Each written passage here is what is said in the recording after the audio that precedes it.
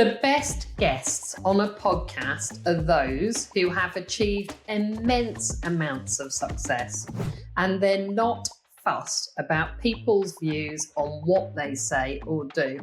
Welcome to the Exiteers podcast. Stephen, nice to have you join us today.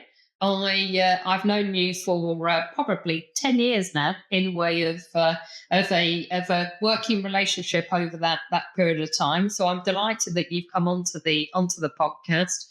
And my driver really for this podcast is all about wanting to share some education and experience to entrepreneurs who are growing businesses and who are thinking about selling and possibly acquiring in the future. So you were an obvious choice that I wanted to pull in. It'd be great for you to do a little intro if you don't mind. Yeah, I suppose I've exited 2 businesses in my time, both of which I founded. I've also got some other businesses that I've founded that as yet I haven't exited. And also I'm an investor in around 10 businesses, or have been over the last few years. And in my time, I've acquired around 25 businesses. Wow. Okay.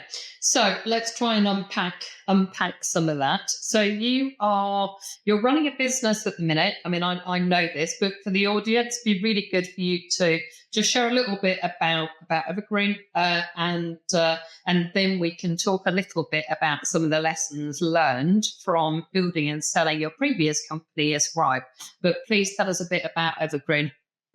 Yeah. So my first business, again, I founded from my back bedroom, if you like, was Ascribe. That went onto the stock market in 2004. And when it came off the stock market, after 5 years, it was funded by PE money. And it's not a complete exit, but you can get some money when you do that. So I did. And that was the first time I ended up what you might call wealthy rather than just on a salary. And at that time, I decided that with my spare wealth, I would set up a company called Evergreen, which is the one I now run.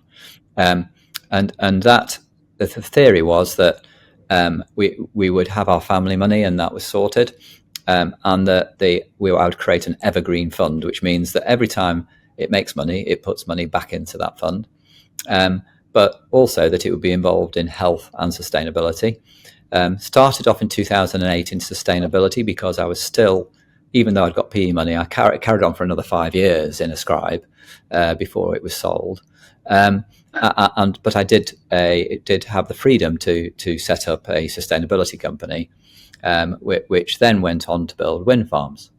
Now, I'll come back to the founding principles of everything in a minute, but that exited for more cash than I'd made up to then from Ascribe. It had taken me 20 years to build, and I did that by 2014. So it only took about just under 6 years to get there. So that then gave cash in Evergreen to do both more sustainability companies and grow Evergreen Life, which I think is the one that you know about from our health days. And I went back to that after I'd exited Ascribe in 2014. And you've talked about a couple of different sectors there. You're right. We met probably 10 years ago, and I was in the NHS, and we met because we were talking about whether or not we could leverage what you've built with Evergreen as a precursor to the NHS app, and how that would work.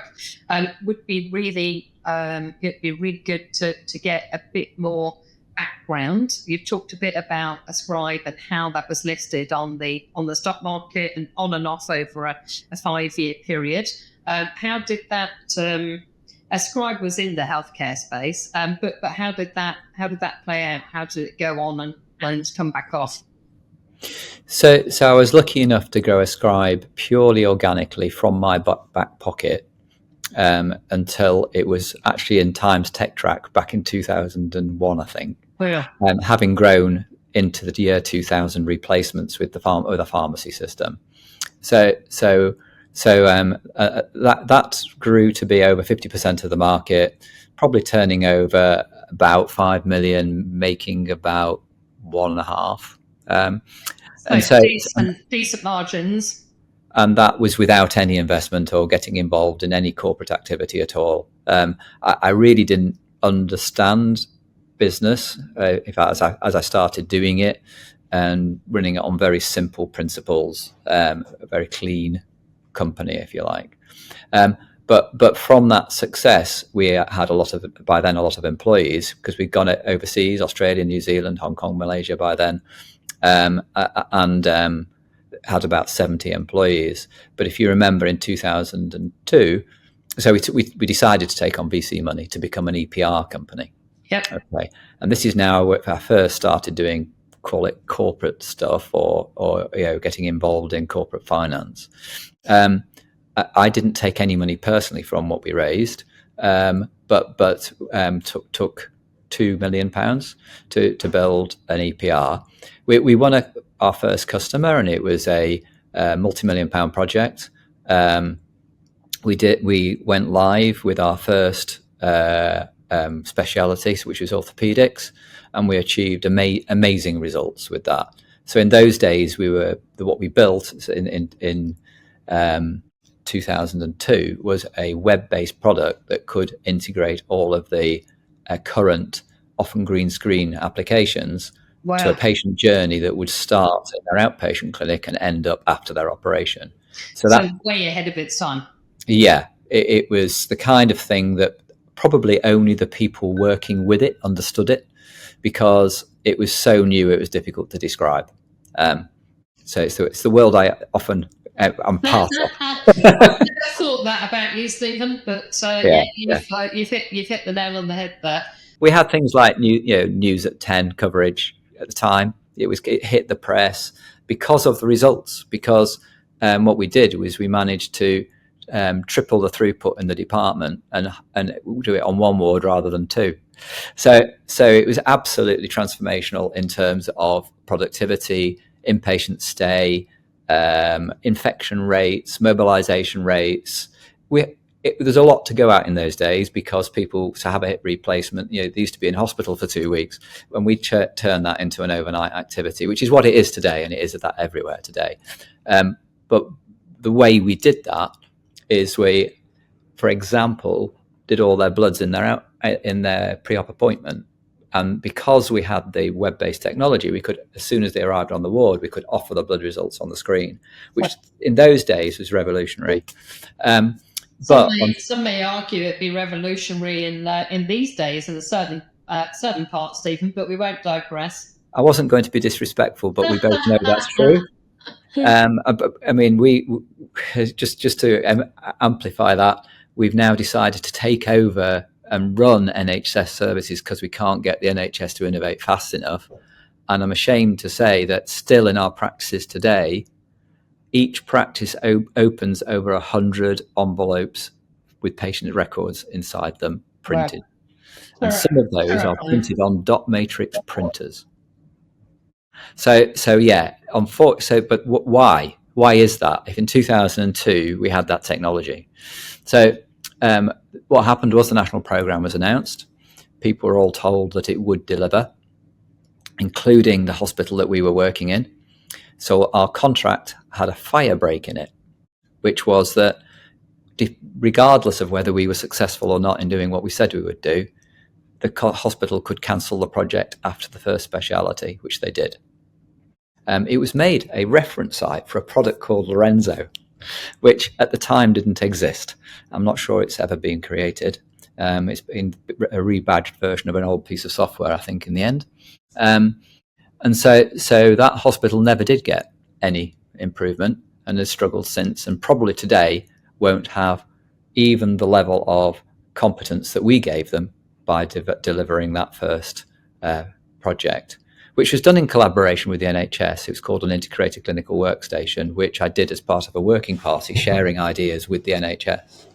And so that, probably remember when I met you, I was saying I'd got a few bruises from these things because that specification became the specification of Lorenzo that then wasn't built.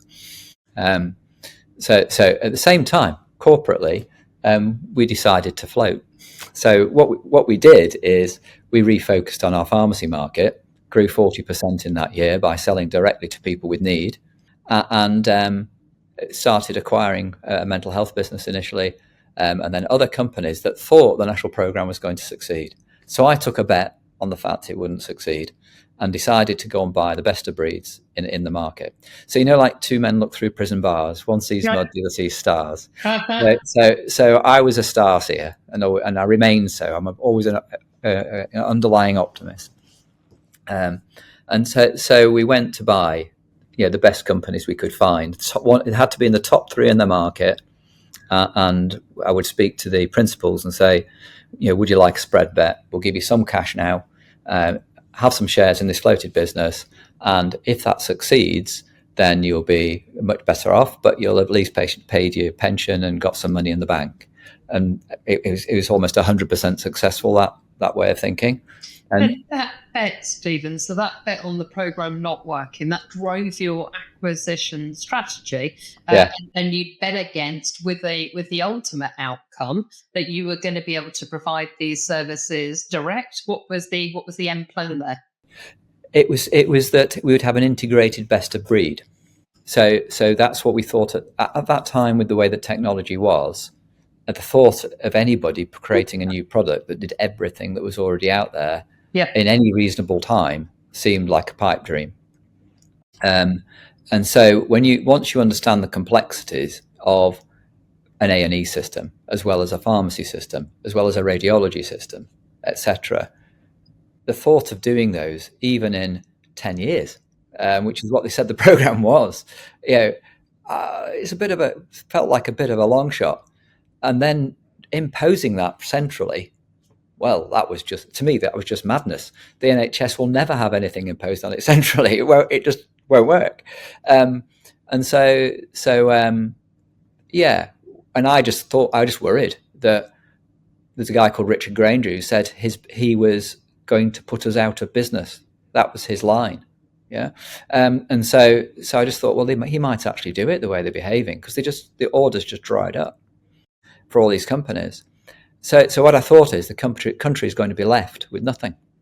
You go on an acquisition spree, for want of better words, and bought, am I right in thinking, a dozen companies in that About period? 15. About 15. Okay. Wow. Over a 2 or 3 year period? Yeah. Okay. And then integrated them into a scribe. But kept the products separate, so you didn't have one joint product roadmap. That's right. There was the integrated clinical workstation was a web-based product, pulled them all together from the clinician's view, and did the order comms, electronic prescribing, EPR, medical record. We had a PAS system called CAMIS as one of the. So we were a full PAS. All the clinicals, and integrated on a clinical workstation, which is the bit that in those days most companies missed out. Actually getting something useful to the clinicians is not a fundamental business of a hospital, but they didn't do that. But we did. And ultimately, to prove that we'd done it, before I left, we sold a system to Gibraltar, because it's a small country, and we sold something that was every part of their healthcare integrated. Wow. As one system. So we had a fully working EPR and EHR by the time I left. And so a scribe, sorry, Stephen. So a scribe was then listed, and you went through that process. The bit that I'm particularly keen on is, if you were to round up and think about the 3 key learnings from the Ascribe journey, and it's hard because a lot happened with that amount of acquisitions and navigating that market and MP Fit, but the 3 key fundamental learnings from that journey for you, what would they be? One of them I would call the Bermuda Triangle of business growth. So most of the companies that we acquired, well, probably all of them, hadn't set off to fly over Bermuda, as in they were still small SMEs. So generally maximum 40 people, but usually around 20, managed and led, because those two things are different, by a founder. And the people that they managed were the people that did the work. And we grew a company that became 300 people in 6 geographies, where we needed to manage people who manage people as a board. And that's a transition that is precarious, and many companies fail. Okay. So my first tip to people thinking of whether to keep a company or to grow it would be make sure that you're up for going through that Bermuda Triangle of business growth, because many companies die.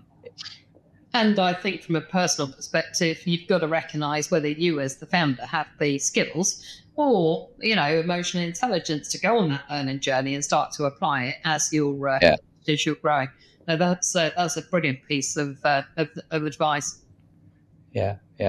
I think that the second thing is, if you're thinking of exiting, really think about why. Okay. Make sure that you're comfortable with why you're doing it. Okay. And that links to also ensuring you have sufficient control to mean that you can make the decision to do it when the timing suits you and your company, particularly your company. Okay. Yeah, I think that's a really important bit. We spend a lot of time working with founders to identify the why, and we're all driven. We're all unique people. We're driven in slightly different ways. It's not always that kind of magic number, but yeah. So when we did, hit that point in 2002 where we had got that site live and the order was cancelled, the VC who'd given us 2 million got nervous. And I know if I didn't have sufficient control of the business, they would have precipitatively sold to just get whatever they could. Okay. Whereas I was able to still drive it through to an IPO, where we achieved 4 times the value that we had the investment of 2 million for. Well, that's holding your nerve, but also being in a position where you can hold them to account. Yeah. Good. They then made more money than they expected to make. They made 3 times their money. They were very happy in the end then, Stephen. Well, it was proclaimed as deal of the year, and that weren't they successful as investors? And of course, it makes you chuckle over your coffee in the morning as you read the paper. But don't forget that bit about keeping control, because I didn't keep control after that in the way that I should have done, and I regret selling the business at a time in 2014, just after we'd sold Gibraltar. So you could say at one point I was saying, well, done it. What I said was, by the end of the national program, when it closes, we'll have the solution that everybody can buy. Yeah. So we did that. The problem that happened next, though, was I sold it to people I'd known for decades. So this was to EMIS. So David Stable, Sean Riddell, they were there, and they just floated their business for a good price.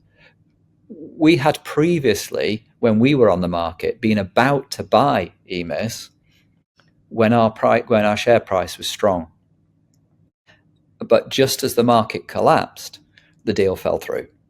Right. But the good thing about Sean and David and myself is we were trying to bring 2 halves of a business together, because Ascribe was the secondary care market, was the hospitals software, and EMIS was the primary care side. And the only reason we had separated is to survive the national program, because both of us did both at the beginning. Yep. And we knew that if we had to meet the standards for GP SOC in those days, as well as all the standards for secondary care, neither of us could have afforded to do it. So we'd actually agreed. So there's a divide and conquer approach. That we would separate and come back together. And so that was always my plan from a decade before doing this. So yes, I had planned, call it the exit. The problem was that by the time I did it, the shareholders weren't really, sorry, the founders didn't have enough shares to be in control. So I was taking a risk that they were board members and that we would work together. I was asked to be on the board with them. So we were going to do what we had already planned to do before, but the difference being that it was on the market where it was purely a PLC with, call it a balanced shareholder group, being managed by professional managers. Well, those professional managers, just after I had sold, then sacked David Stables and George Riddell. Wow. So I was left, having just winning Gibraltar, thinking, well, it's okay, I can lead through this. And the plan was to do what we're now doing in Evergreen Life. But the board then decided that they weren't going to follow through any transformation within the business and that they were going to, in effect, focus on cash cowing it. To which point, at the end of my earnout, when I'd done what I agreed I would do, I left. Well, I was asked to leave because I didn't fit in. Troublemakers, stroke, entrepreneur, stroke, thinking in a different way often encourages that, I find, Stephen. Take it as a compliment. And that learning then led into Evergreen.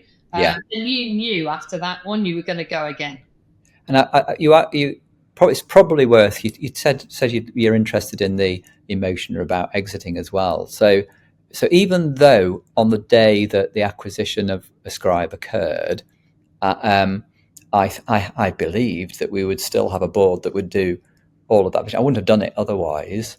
We have a relatively long garden by a lake, and I walk each morning to go and get the eggs from the chickens. And I can remember doing that walk the day after I'd sold it, and I have never felt more sad before or since. And I hadn't realised that would happen. So the way I felt is that I had lost my identity and purpose. Yeah. I think that's super important, and I think it's also something that a lot of founders don't consider, because we all see the social media and the kind of the news and the headlines around numbers, and plenty of us are driven by impact and people. And so, when you go through that process, and we're so entwined with the businesses that we've built and the people that, made it so special. And, you have the rug pulled there, which, in a pretty tremendous fashion. So there's additional reasons that would have caused that. And how did you manage that period? How did you manage you through that period? Well, I remembered the two men look through prison bars. One sees mud, the other sees stars. So I looked up, dusted myself off, and decided what to do. In the painful part of the exit, when I left EMIS, I made sure that I got an agreement that as they didn't want to do a personal health record, I could and would. Okay. Clearly, I wasn't allowed and didn't compete in any way with them. So because they weren't going to do it. And so I believe that the right thing for the market is to actually deliver the solution that can change healthcare, and that I was still going to do it. And I managed to convince myself it might be easier starting again than actually trying to do it from a 300-man business that's spread across the world. Who can say what was easier? But all I'll tell you is that, I think 2 years later was when I met you, when we got 250,000 users on the first national app, integrated with every GP in the country, with Jeremy Hunt presenting the success. And that was exactly 2 years to the day from founding the business. Wow. I mean, that is unbelievable. But that felt like unfinished business. But I hear you talk there. That was, whatever was happening, whatever was coming at you, you were on. It was going to happen, and you were going to make it a reality. Clearly supported by some incredible people. Of course. Who I think what another piece of learning is you you create a reputation for yourself throughout running businesses, and if you have a good reputation, people will follow you. And so I literally had a queue of people wanting to join me to do that. And it was a matter of picking them. So, Which is a nice place to be. yeah, yeah. Fast forward to today, Evergreen's been on quite the journey. So the health, the sustainability, and the investment part. So give us the backdrop on where you've been in the last 15 years. Yeah. So the founding principle of Evergreen was looking back at why did I think I was successful with the scribe, and having been in the NHS and seen a problem, I didn't decide to build a business. I decided to build a solution to the problem that was a business, because I couldn't think of a way of doing it without it being a business. And that problem in those days was watching people suffer or die because information wasn't available at the point of care, and that you couldn't have workflows like we did in orthopedics because the information wasn't there to be able to do it. So we would I would create something that did that. And so in pharmacy, for example, we managed to move pharmacists from being stock control and labellers in stores out onto the wards being clinical pharmacists, as they were now trained, because there was modern training but not modern practice.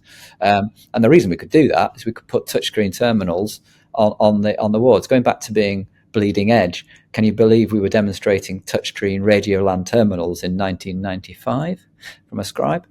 Because they're so useful. They're so useful to a pharmacist, because if you can be on the ward in front of the patient and order what they need and make sure that their medication record is accurate from bed to bedside, you can now do your job, because you're able to be with the clinicians giving advice in the context of knowing the patient who's in front of you, which a retail pharmacist was more able to do than a clinical pharmacist in a hospital.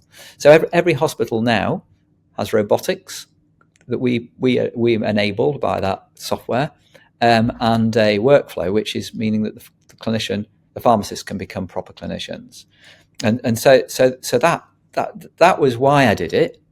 It became a floated business worth more than £100 million, but that was just a consequence of doing the right thing. Yeah, of course. And I think finding a problem that needs solving is what motivates plenty of us. So and the problems you've been finding are in and around healthcare.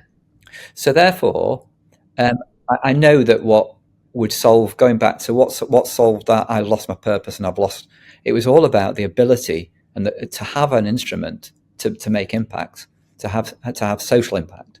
So Evergreen, from my point of view, was going to be a social impact company. And we would state up front that's what we are, and that's the way that we're going to work. So if you go on our website today, it's the same as it was 10 years ago. We believe that everything starts with creating impact. What I think in the capital markets would say is it's all about creating value. Yeah. So so actually there's a complete link between doing the right thing for society and creating something that's really useful. Yeah. And having something that has amazing value. Okay. So and I think nothing could illustrate that more than coming to the other end. So what we believed is if we can create an untethered PHR, we can pull together the data a patient has for their care in a better way than it's ever been done before, which is collecting all the things about them that they enter, their diet, their lifestyle, any records that they pick up in private care, something about social care if they're in it, because it's all missing at the moment. Add it to the medical record we do have from GPs, which is quite a good EHR with a lot of the stuff from the hospitals as well, and then add to it DNA. By having that, we would have the better record than anybody has in the world. All we would need, remember this was 10 years ago, all that we would need was AI to be good enough to interpret that record, because we knew a human being never would have the time. And we took a bet. This is going to be the next tip here. Always look forward for where your business will be, not where you are, to make your plans. So I struggled with what we were about to do and whether it would ever be useful, because I knew that computing power wasn't good enough to do the AI interpretation of a medical record. I went to a lecture by a guy called Salim Ismail, which I'll never forget. He's written a book called Exponential Organizations. And what he said was predict where the technology will be by the time you finish your plan. So on a back of a fag packet, even if we wrote it down, we believed that Moore's law will mean that we will be in the position to have AI that's competent to be able to interpret medical records. So I feel a bit smug now because You should have because it's happened. you should have gone down a bookies, had a bet on that, Stephen. But so Yeah, you yeah, built your roadmap. You built the roadmap knowing you were heading in that direction, but the tech wasn't there to yeah. actually. Wow, I mean that's incredible. And bringing that all the way up to current. So Evergreen is in the top 5 fastest growing companies in the UK.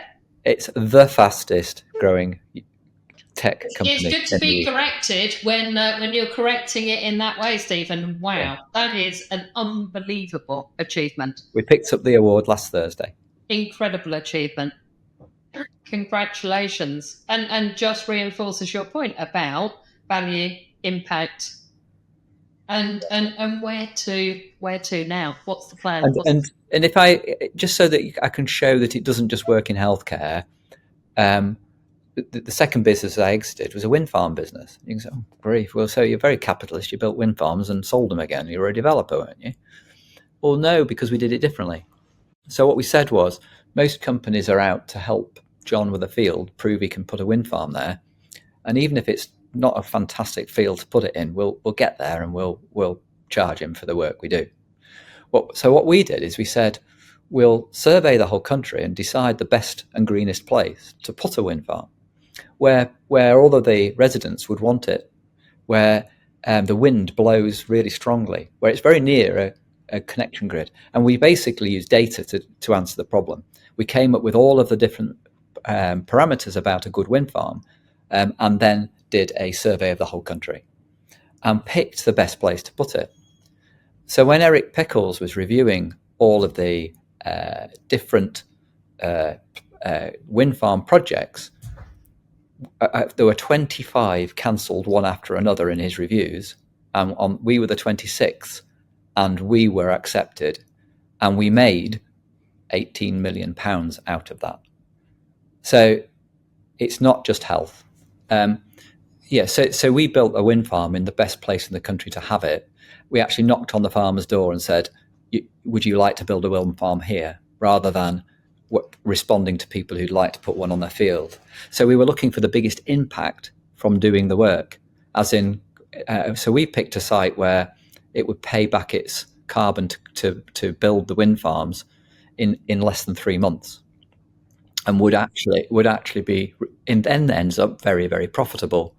So we were able to build a wind farm in those days, and it was probably the first one we did it, which was cheaper than coal to do, but we got paid the going rate for the electricity. So we made quite a lot of money from it. So that was, and that I believe is all down to saying the social impact of that wind farm was the thing to aim for first. So we went round every house that could potentially see it. There weren't many that could, and said, would you be comfortable being at a wind farm being there? These are the benefits. We got 100% local support. It's incredible. And how fast was that business in and out? Over what period of time? Well, we started the idea in 2008, but we started with LED lighting and a few other things before we went on to wind. So it was probably about 2010 when we actually started building this wind farm. We've got a number that we manage for utility companies still today, actually.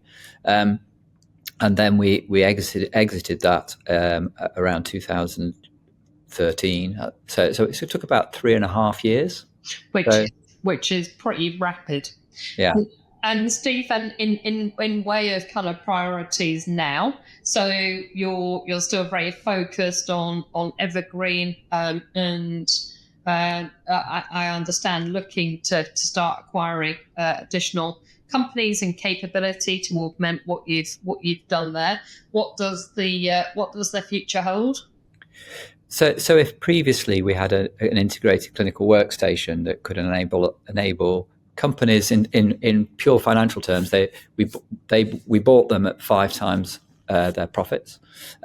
but put them into a vehicle once they were integrated with a clinical workstation of a company that was worth 15. So anybody who kept their shares, broadly speaking, doubled or trebled the money that by doing so. Yeah. So today we've got an integration methodology called an untethered PHR. We're using it ourselves to prove it, no different than that first pharmacy system was. And we're now, for example, in dermatology, we've taken waiting lists from 35 weeks down to 1.5 days. In GP practices, we've solved access, not only for us, but about 300 other customers. So we run GP practices to learn how to get the software working, and then we sell the software on to practices to use. So it's developing in a similar way to ascribe similar kind of thinking, being part of the system to make it happen, not just being a distant AI solution that's looking for a problem. We are genuinely sleeves rolled up in services. So yeah, the next stage of the business would be logically to acquire businesses that would also benefit from having that untethered PHR to access. So I'll tell you the kind of success that, to me, it makes my spine tingle. Anyway, I'll tell you where we've got to. Is we've used the data that we've collated on people's diet and lifestyle that isn't normally collected over the last 10 years to feed an AI model that, just like AI has helped beat Kasparov at chess by looking at thousands of chess games, or has learned how to win Go by looking at hundreds of thousands of games of Go. We've got 3.5 million people many have been using this system for 10 years, and we've looked at every move they've made in life, and we call this project the game of life, so that we can see if you do change to having 5 fruit and veg before, early on in life, what does that do to your healthy life year expectancy? Okay, and then we can advise people, well, why don't you, because it looks so important to you particularly, that thing, you're not having enough fruit and veg, it's a good idea to do it. We're influencing people to change. So we've both built a model where we can predict healthy life year expectancy, but we've taken it one stage further, and that is to advise people what they should do and look at that improvement. So we can now improve healthy life year expectancy. We've not shown causality yet, but we're close. But in 6 months, we can increase healthy life year expectancy by half a year, 6 months in GP practices. Well, 1 year of healthy life year expectancy is worth £5 trillion to the country. Okay, so going back to looking at social input, social value, there's nothing more valuable than having a longer, healthier life. Obviously, it makes me feel great that those people will be happy and healthy for another 6 months because of just using 6 months of software. We're talking a completely passive solution that requires no people has increased their healthy life expectancy. And that just for listeners, Stephen, so that is a roll-up of data that is DNA. It's a tie together of the stuff that the GP is holding. It's feeding in additional if you've been to see private or you've had this, but that combined data set is allowing that, that kind of forward plan, but it's personalized, isn't it? It is predicated purely on the individual. Wow, that's incredible. Absolutely. There's a long way to go to make it even better. So we've been working for 3 years on a major upgrade to the app, which we call Health Coach, and all of this data is to feed into that, and that is all about creating a gamified journey to mean that you will improve your healthy life year expectancy. So today we use it more like public health data, where we tell our GP practices these are the things for you to focus on, and they focus on them. Yeah. So whereas the app is built that each person is told individually what they'll be doing. That hasn't come out yet. It's on its way. But the aggregated data from a population health perspective will be able to provide a GP with, a view on percentage of people, who are contracting certain diseases, but also If there is, a need for walking clubs or whatever it is in a certain area. So that's it. So it's very tangible. Absolutely. So we run 7 GP practices, and they all got different top lists of things that they should do based on the data that I've just given you. So some of our practices are in suburban belts where everybody's decided to go on teams, and generally they're just not moving enough. Yep. And it's the number one thing, and it clearly comes out, just not moving enough. So you then do a campaign at that GP practice about, well, you're likely to get diabetes and hypertension and whatever if you don't get moving. And what we find there is 6 months later, their blood pressure's dropped by 18 millimeters of mercury on average, and their HbA1c is dropped by 2.1. So you then go to other practices, and actually that's more central London places where sleep's a problem. They're probably the people who are working for Deloitte's and other consultancies are available, mate. But I take the point.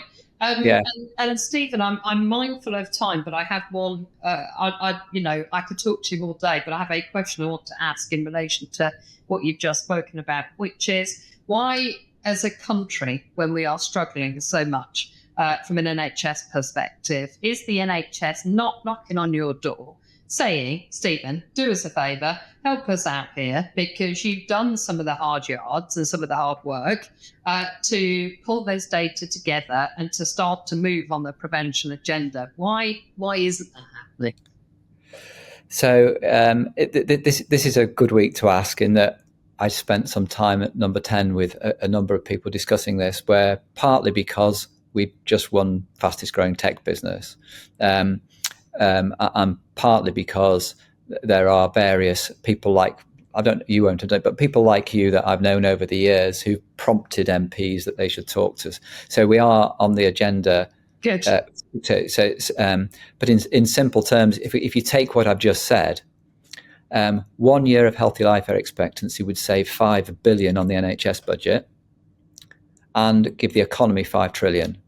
And that 5 trillion is all about people who still earn, who still pay their pensions, who don't get benefits, who cost the country less, and give us productivity and make more things. And so nothing could be more important than this. And it's one of the reasons why a company like Evergreen Life can from this country compete with the Amazons, Googles, Tesla type size companies in the future. And that's where I really believe we're heading. I'll make sure to tag Wes in when I release this episode. But Stephen, really, really appreciate your time, your openness, and just sharing your journey, mate. It's been fantastic. So big thank you from me. Good. Well, it's always fun and always slightly emotional because you ask the right questions. Appreciate that, mate. Thank you very much.